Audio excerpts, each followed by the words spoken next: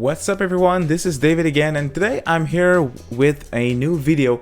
I want to talk about the rumored July Nintendo Direct, and especially I want to answer the question, will Atlus make an appearance at the Direct?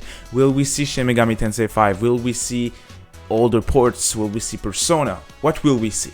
So this is what I want to talk about. Just before I get right into the video, I want to say that I had a bunch of contestants for the giveaway for the copy of Catcher in Full Body for the Nintendo Switch and for the Steam code for Persona 4 Golden on PC, which was my 100 subscriber special.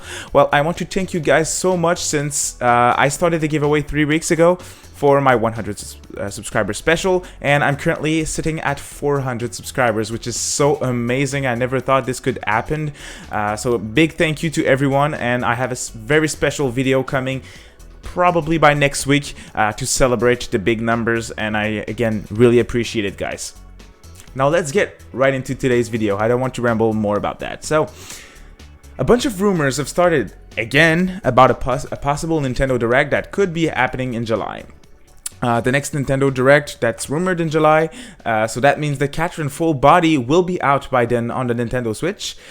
And it got me thinking, will Atlus make an appearance at the next Nintendo Direct? So recently we had a post on Twitter like a few days ago, on the day of recording this video, that says that it's been 300 days until the last Nintendo Direct, and we're talking here about the real Nintendo Direct, not the mini Direct that we got back in March, if I'm not mistaken. I think it's fair to assume that COVID-19 had its word to say about when the next one would release. Well, we all know that Nintendo likes to announce a few things normally around E3 season, which is pretty much now.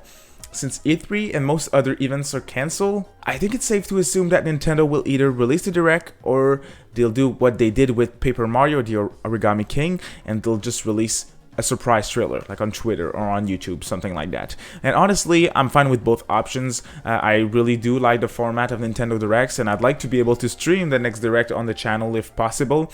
So we've got to wait and see, but now's the time to speculate for Atlus. So Atlus, will they be present at the next Nintendo Direct?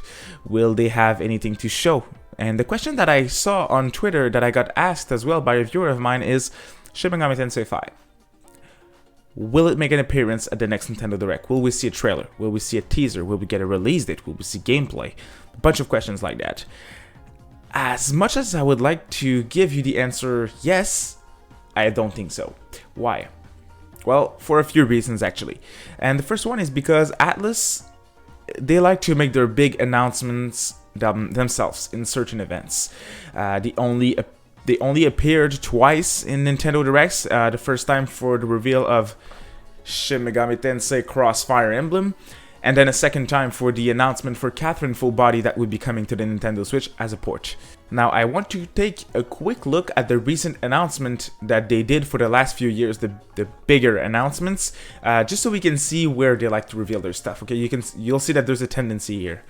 So just a few weeks ago, you guys probably saw it, I talked about it on the channel, Atlus announced that they had a port of Persona 4 Golden coming to PC, and they announced that in PC Game Show, which was a new show with an emphasis on PC games. So they announced that there. They announced that they were porting the game themselves for PC, and it released on the same day. Now, if we go a bit back beforehand, so January 2017, during the Nintendo Switch reveal conference, it was a live press conference, Atlus made an appearance with the infamous announcement of Shin Megami Tensei V with the trailer, now in development exclusively for Switch, blah blah blah. So that happened during this conference. Now another big project that they have in the works right now is Project Re Fantasy. This game was revealed before on an Atlus live stream on December 23rd, 2016. So they hosted themselves a live stream where they showed, where they announced Project Re Fantasy was in the works, a brand new project. Now, if we go a year before, there's a game that is about to be released in a few months, if I'm not mistaken, 13 Sentinels Aegis Rim. This game was announced at Tokyo Game Show 2015, a Japanese expo that is going on as well in September, which we will stream on the channel, by the way. So this is where they announced that game 5 years ago already. And the last event that I want to look at is the announcement for Persona 5. Persona 5 was released in an Atlus live stream, a countdown stream, if I can say that, of 72 hours, where they were counting down the hours before a Persona reveal. And this is where they showed Persona 4 Dancing, Persona Q Shadow of the Labyrinth, and also, of course, the teaser for Persona 5, the initial reveal. I think it's easy to see that Atlus wants to show their big stuff at, they want to show it themselves at bigger events.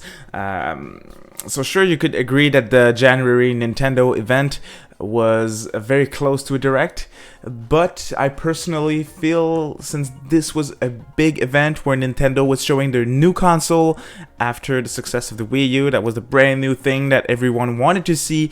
The first trailer for the Switch that they showed back in October or November, I'm not too sure, was a big success. A bunch of people saw the video and people were anticipating that press conference a bunch, so Atlus knew that there would be a lot of visibility. And another reason why I think SMT5 was showed there is because I really do think that Nintendo wanted that third-party JRPG support during that conference. That's also one of the reasons why I think SMT5 was showed so soon in its lifespan, in its development cycle. So, of course, they had Xenoblade, but to have a third-party developer such as Atlus to show one of their biggest new games was a very good announcement for them to have at this event. So I really think that's why they were there. So all of that to say that I don't think Atlus will want to show something as big as a Shin Megami Tensei V in a direct. I think if Atlus were to reveal anything at the Nintendo Direct, which I really do think it's possible that they make a presence, I think it would have to be a port for an older game that would be coming to Switch only. For example, a port of Persona 4 Golden, or any other game from, let's say, Etrian Odyssey, or maybe a game like Dragon's Crown, something like that. Something from Atlus that they would bring back, port it again on the Switch, kind of like they did with what they did with Catherine. I think this is the type of announcement that we can expect in the next Nintendo Direct if Atlus makes a presence at the event. So I was super active on a Twitter post on the subject of Atlus and the next Nintendo Direct, and I must say that the different opinions of the persons on the tweet were really divisive. So I'm super curious, what do you guys think?